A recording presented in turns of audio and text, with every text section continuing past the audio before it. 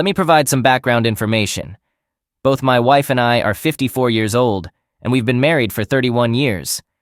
She works as an RN at a hospital, and I've been employed by a home builder since I was 18. We have 2 grown children in their 20s who have moved out of the house.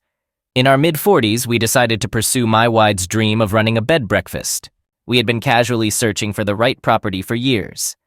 Eventually, we found a 5-acre piece of land with a home dating back to the 1870s.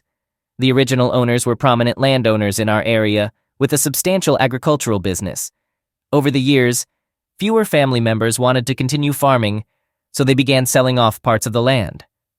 Our town has been experiencing growth, primarily due to its natural beauty and attractions, which have attracted tourists. The farmland along the main roads is getting developed rapidly. However, the property we purchased is away from the highways. Since buying it, my wife and I have been working on renovating the entire house. Some basic maintenance had been neglected, and we're committed to restoring the house to its former glory from 150 years ago while making a living from it. My wife has taken charge of decorating the rooms, while I handle the renovations and pay for materials, as well as any professional help if needed. I'm quite handy, so I do most of the work myself. In recent years, the housing industry has seen substantial growth. We were working tirelessly, and I was earning a substantial income until last year. The pandemic forced us to stop working for a while in 2020, and then we faced material shortages. Throughout this time, my wife, being a frontline worker, worked non-stop at the hospital for 18 months. Last year, she often worked for weeks without taking a day off. The medical staff stayed at the hospital, sharing rooms, and grew very close. They worked in cycles of 4 weeks on and 2 weeks off, starting in March of last year and continuing into the fall, then again after Thanksgiving. After our kids grew older, my wife had been open to working for others if they needed help. She witnessed young parents who couldn't visit their families and would give up her time off to support the staff who really needed it. Others on the team did this too. The whole experience with COVID changed her. Witnessing people being put on ventilators and the deaths had a significant impact. She became a different person, more distant. Our intimacy came to a halt. I thought it was due to her experiences or her age. I tried discussing it, but she told me she just didn't feel the same anymore. We continued to work closely on the house. We had planned trips to an area in our state known for its large Amish population, renowned for woodworking and sewing craftsmanship.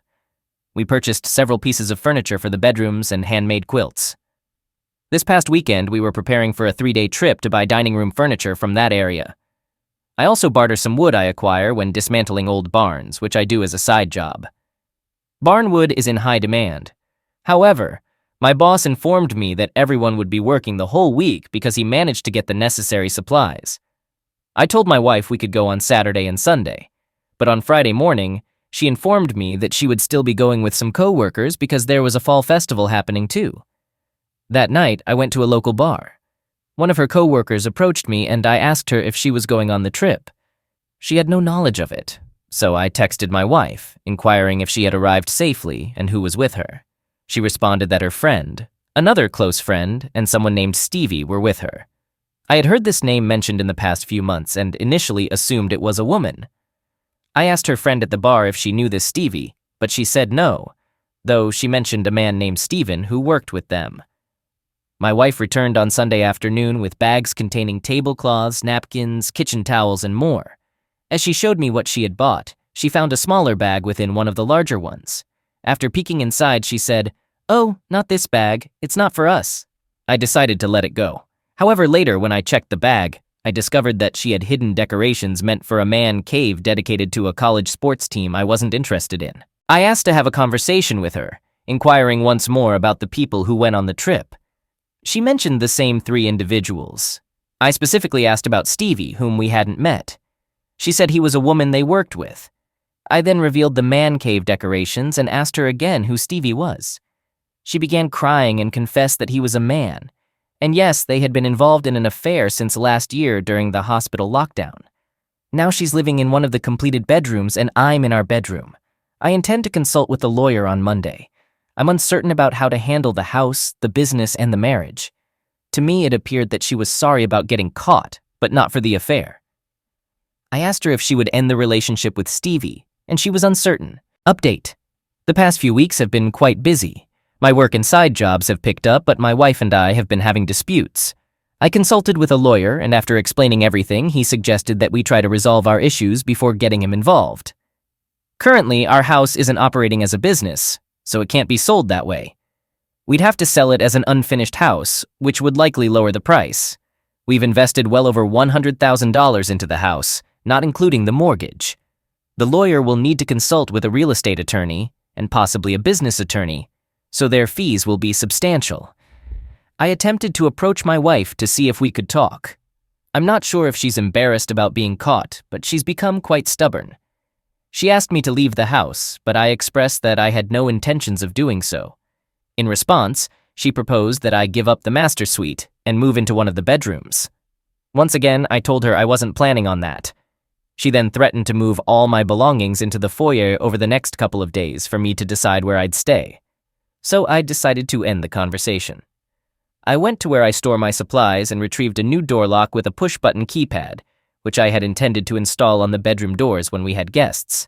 The combination can be changed after each guest. I installed it on the master suite door.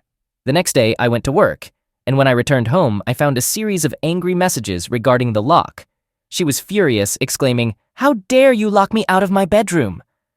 After going back and forth, I asked if we could please talk, and she finally agreed. Later that evening, we sat down. I expressed how hurt I was upon learning about the affair and mentioned that I wished she had told me she was unhappy. She remained silent. So, I continued, stating that as far as I'm concerned, the marriage is over. She simply nodded. I then informed her that I had consulted an attorney, which caught her by surprise. I explained what the attorney had advised, emphasizing that it would be best if we could come to some agreement. Our most significant asset is the house, and selling it would result in a substantial loss. She smiled and claimed, "I can prove that I have paid the mortgage, so the house is mine." I shook my head and said no. My attorney had clarified that the house is a marital asset since both our names are on the mortgage. I then showed her a couple of binders where I had organized every receipt by room, detailing how much of my money I had spent on refurbishing the house, thousands in total. The receipts caught her completely by surprise. She hasn't consulted an attorney yet. I suggested that we live peacefully together, complete the house, and then establish the B&B. At that point, she could buy me out of the business. However, she remained obstinate. She insisted on me leaving. If not, she has plans to move Stevie, in. I decided to get up and fetch a glass of water to gather my thoughts. Upon returning to the table, I told her that if I see him in the house or on the property, I would start undoing everything that has been done. I would remove every nail and screw I've put in, take down every light and plumbing fixture. I clarified that I wouldn't destroy them because I own them, but I'd replace them with salvaged materials. I suggested she should think it over, consult with whoever is giving her advice, and let me know. Yesterday she approached me, and we hadn't spoken in several days. She asked if we could talk again. She mentioned that she had talked to our kids, and I had informed each of them about the situation. Our daughter proposed to her that we stay in the house until it's completed. We could start the business as I had suggested, and perhaps I could move out later, but still retain a 50% ownership. Mom could run the business, hiring a few employees to help manage the place, do yard work, and give Mom a day off. I told her I would think about it, but my stance on Steven would not change. So I've scheduled another appointment with an attorney. The major issue is that we probably won't be in business until 2023. The exterior needs substantial work along with landscaping, and we need to arrange a room for one of us to live in. The room I currently occupy is part of the rooms for rent. Update. I've been recovering from a stroke for almost 4 months now, and I'm gradually getting back to my normal self. My wife and I were in the middle of discussing how we should divide our assets, as advised by our lawyers. During our conversation, I suddenly had another stroke. I was fine one moment and then I collapsed to the floor. Thankfully, my wife, who is a registered nurse, recognized something was wrong when she asked if I was okay, and I suddenly fell. She immediately called 911 and informed them that I was having a stroke. I spent a week in the hospital and then went to rehabilitation. My wife had taken a leave from work to take care of me when I returned home. I believe her presence and care greatly contributed to my recovery. She returned to work in January when she felt I could manage on my own to some extent. Our kids visit me when she works her 12-hour shifts. I'm not entirely sure if she's still involved with Stevie, as she spent 2 months by my side. However, she has taken a couple of 3-day holidays on her own, which makes me suspect their relationship might still be ongoing. Currently, discussions about divorce have been set aside. I want to express my gratitude to those who have been inquiring about my updates and sending me direct messages asking about my whereabouts. I'm steadily getting better.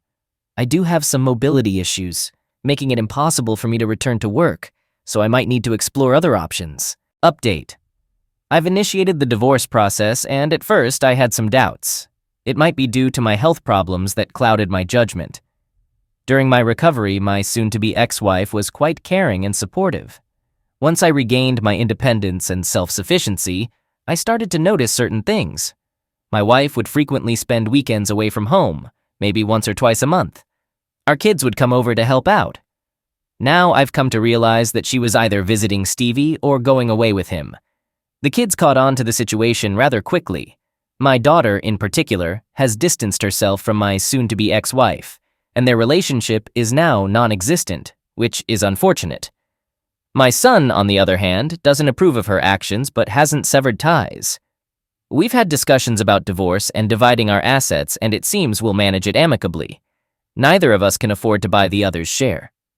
We've enlisted the help of a business broker who found a company, somewhat similar to Airbnb, which has made us a great offer for our property. So we'll proceed with the divorce and move forward once it's finalized in a month or two. The property sale will follow shortly after. My health is not completely restored, and it might never be. Fortunately, I have a supportive boss who's accommodating as I transition into my new role as a project manager for him. All right, that was a fun story. Now let's move on to another exciting one. Stay tuned and let's dive in. Story 2. I've been married to my wife for 12 years, and we have an amazing 11-year-old son. Until last night, I believed our marriage was good. I always tried to be good to her, and we didn't have financial or intimacy issues. I never took her for granted, and I genuinely felt grateful every day that she was my wife. But now, I'm not sure what to think. Yesterday, after work, I received a call from my local police department. They asked me to come to the police station as soon as possible. I was panicked and feared something had happened to my wife or son. However, they assured me that there was no danger to them and just asked me to come to the station. When I arrived at the station, they placed me in a room with a table and chairs. They started asking me about a guy my wife works with, whom I haven't seen or spoken to since our company's Christmas party in December 2019. The officers kept asking questions like, "How long have you known?" and "How did you find out?" I was puzzled and could only respond with, "What are you talking about?" After about an hour, I stopped answering their questions and repeatedly asked about the whereabouts and safety of my wife and son. This back and forth went on for around 2 hours, with the officers periodically leaving the room for 15 to 20 minutes before returning to continue the questioning, like in a cheesy cop show. During their final visit, they showed me a video on a tablet of my wife and the guy from her work having closeness. I couldn't remember much after that, except for repeatedly screaming, "What the heck is this?" I had a severe panic attack right there at the police station. A paramedic checked me out and my blood pressure was incredibly high. He suggested going to the hospital, but I declined as I needed to locate my wife and son. After I calmed down, the officers explained that the man in the video had been having an affair with my wife, as well as with several other women. He was discovered that morning, brutally beaten in his driveway. He was still alive but in critical condition, and there were doubts about his survival. His wife granted permission for authorities to check his phone and computer, where they found the video involving my wife. They inquired about my whereabouts that morning, and I informed them that I had been at the gym and later at work, which is about a 10-minute drive from the gym. At that point, they allowed me to leave. However, they suggested that I might not want to stay at my house, as they suspected the attack might be related to his affair with my wife. They also mentioned that my wife was not the only person he was having an affair with. Hearing this, I hurried home. I arranged for my son to stay with our neighbors. Then we packed some clothes and his school laptop. I grabbed my tool, and we headed to my parents' house, which is a 45-minute drive away. I still haven't received any word from my wife. Her phone goes straight to voicemail. I've contacted the officer who gave me his card, and he informed me that she is at the hospital with the man she's been cheating with. I'm now in bed with my son on one side and my tool on the other. My dad is sleeping in his chair in the living room with his tool on his lap, and I haven't slept in over 30 hours. I feel lost and confused, not knowing where to start. Update. For those who question the authenticity of my post, my only response is that I genuinely wish it were not true. Sometimes real-life events can be even more unbelievable than fiction. To those who couldn't find a news story, it seems that due to the nature of the attack, many details were kept confidential. Even local news outlets only briefly mentioned it as an assault during their nightly news. To those who insinuated that the police wouldn't do that, I must disagree. They did. I learned from my attorney that the police have significant leeway in their actions and statements, especially when you're not under arrest. They can even lie directly to your face, which they did in my case. It turns out my wife was not at the hospital with her lover when I contacted the detective. She had actually been admitted to the hospital's psychiatric facility much earlier in the day, while he was still in surgery. I don't know why they would fabricate that, but they did. This situation has made me very skeptical of law enforcement. After regaining consciousness that afternoon, I reached out to my uncle's law partner, who is also a family friend. He visited my parents' house to discuss my options with me. His entire law firm is now representing me in both the divorce and criminal defense. On that Sunday, he obtained an emergency custody order and a protective order against my wife for me, my son, and my parents. Our court date is set for 60 days from now. The police served her with the order on Monday as she was leaving the psychiatric hospital. According to her brother, who is a close friend of mine, she did not take it well. She is currently staying with her parents. I still haven't had a conversation with her, and she hasn't made any effort to contact me either. I'm not sure if this is due to her feeling ashamed, indifferent, or the restraining order. Regardless, I'm relieved. My wife is not the person I believed her to be, and I regret not seeing it earlier. I had to have a conversation with my son, and I chose to be honest with him, explaining things in an age-appropriate way. Surprisingly, his immediate response was, "Please don't let mommy take me away."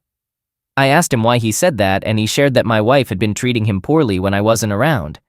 She told him that if he told me, she would take him away and he would never see me again. She has been emotionally hurting our son, and I didn't realize it. Honestly, this affected me more than the video. I informed my lawyer about my son's statement, and he used that along with my wife's mental state and commitment to obtain emergency custody. I've reached out to his school for therapy resources, and he will start therapy in the new year. I feel like the worst father right now. Regarding our families, her parents contacted me on Tuesday and asked to visit us. I was still at my parents' place, and I allowed them to come but made it clear that my wife couldn't be near us. They agreed. They were incredibly apologetic, and her mother couldn't stop crying the whole time.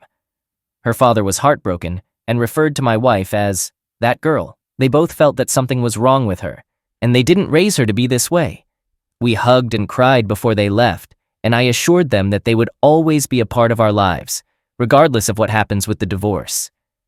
After what my son told me, their visit was the most challenging part of this whole ordeal. My lawyers have been doing remarkable work. They discovered that the man my wife was involved with has a lengthy criminal record. One of the lawyers told me that when they printed out the guy's arrest record, it took the printer 5 minutes straight. From what they found, he is currently on parole for pills-related offenses and has had ties to gangs in the past. He's still alive but in critical condition and may not make it. The law firm's investigator contacted the co-worker who drove my wife to the hospital. The co-worker informed them that my wife's affair was an open secret at the office. My lawyers believe that's how the police identified me and my wife in the video. There are several photos from last year's Christmas party at her workplace, and my wife and I are in many of them. That's where I stand in this whole situation. I'm just numb, lost, and heartbroken. How long does this numbness last? And is there a way to move past this emotional numbness more quickly? I mean, genuinely numb, like it's all a dream. Everything I've just shared feels like it's happening to someone else. Update. I'd like to begin by expressing my gratitude to everyone who responded to both my original post and my update. This subreddit has been incredibly helpful to me. If I didn't reply to you individually, I apologize, as I received so many messages that I can't keep up with all of them. First, I want to share that my son is doing much better. He started therapy in the first week of January, and we're already seeing a noticeable difference.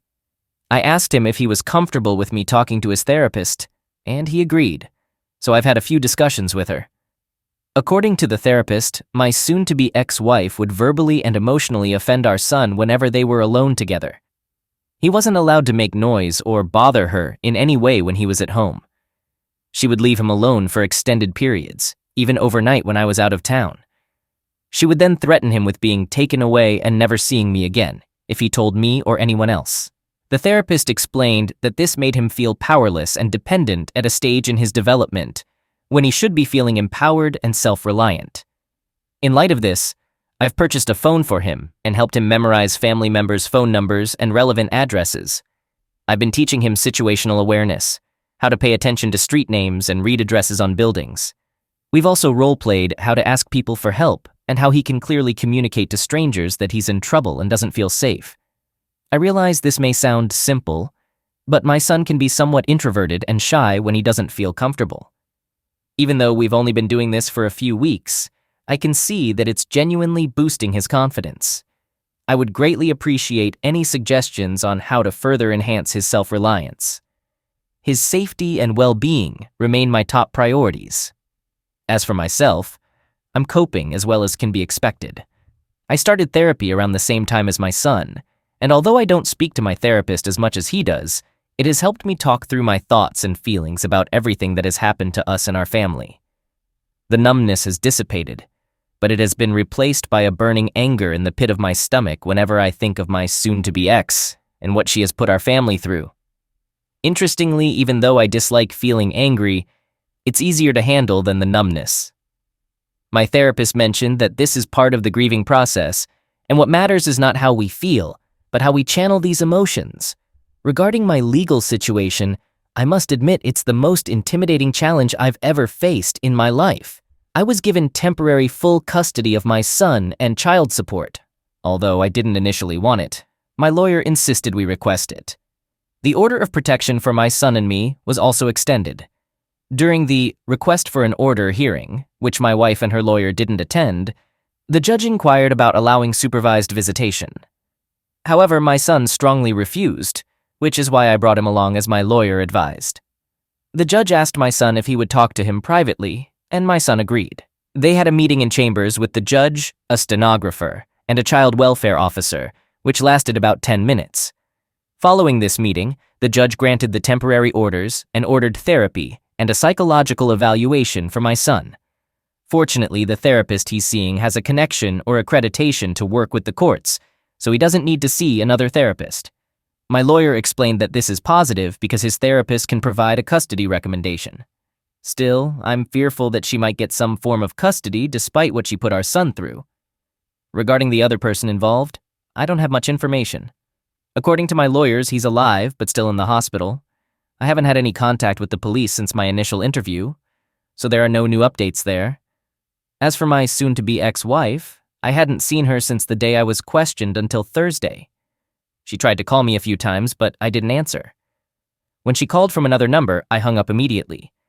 I have no desire to engage in a conversation with her or hear anything she has to say. Her lawyer requested a preliminary hearing for our court-appointed mediation. She was served in the second week of January. She attended the meeting with her lawyer, and I know it might sound petty, but even with the mask, she didn't look well. My STBX used to be an attractive and athletic woman. I swear in our wedding photos, she resembled a supermodel. However, now she's lost a significant amount of weight, which is concerning. She appeared unwell and fragile. She didn't even make eye contact with me and mostly kept her face down throughout the meeting. In a nutshell, their requests were quite absurd. They sought visitation during the divorce proceedings and shared custody afterward. They also wanted us to drop the order of protections. On top of that, she proposed living together until the divorce is finalized, which is honestly unbelievable after everything that's happened. It was so disrespectful that it gave me a pounding headache throughout the entire meeting. However, it was all worthwhile when we disclosed a surprise to her lawyer. During the discussion of how to handle the division of assets, my lawyer reacted with astonishment and said, "What division of assets? Read the prenup." The expression on her lawyer's face was absolutely priceless. She hadn't informed her lawyer about the prenuptial agreement. My late uncle, the founding partner of the law firm I'm using, drafted that prenup. He even hired her a lawyer to review it before we got married. According to my lawyer, it's a masterpiece because we adhered to my late uncle's instructions by keeping our finances separate. The house we live in was a gift from my uncle to me before our marriage. All the utilities and insurances are in my name. Each vehicle is registered only in the owner's name. We never had to co-sign for each other's debts. We do have one joint savings account for household expenses and emergencies, which used to hold around $8,000, but she has already emptied it, leaving less than $300. The prenup stipulates that marital assets and debts are to be divided equally, and ownership of intangible assets and personal debts reverts to the individual who incurred them. The adultery clause is simple.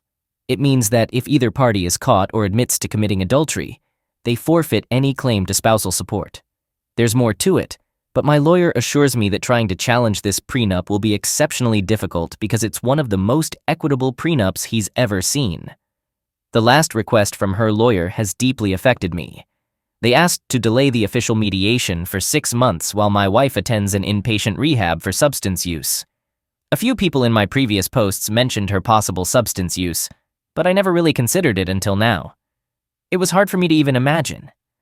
I talked to my lawyer about it, and he said we'd discuss it and respond to their proposal. Before we left, my wife spoke for the first time and handed me a letter she had written. My lawyer gave me a cautionary look, but after some internal debate, I took the letter. Regrettably, I wish I hadn't. The letter began with all those cliché lines cheaters use that everyone warned me about. I love you. I love our family. I know I mistreated our son, and I hate myself for it. I want us again. But she did admit that she started using her medication after a major surgery she had about 2 years ago. Eventually, she began buying these pills from her colleagues, including the other person. He became her main supplier, and when she ran out of money, she started sleeping with him to compensate. She concealed all of this from me because she was afraid I'd make her stop, and she felt unable to function normally without the medication. According to her, he meant nothing more to her than a source for her fix, and she deeply regrets her actions, both for herself and our family. Now she claims to understand how terrible her actions were and wants to get better for the sake of our family. She's asking me to at least give her some time to prove her commitment. For the record, let me clarify that I will never reconcile with my wife. Our marriage ended the moment she cheated on me and mistreated our son. However, I can't help but wonder where I was during all of this. I feel like the most gullible, oblivious person on earth. Moreover, how should I navigate this situation from here? Am I merely discarding her, or is my sense of betrayal still justified? I'm filled with anger and resentment towards her, and it's hard to treat someone battling the demons she's facing. I'm utterly lost and feeling hopeless once again.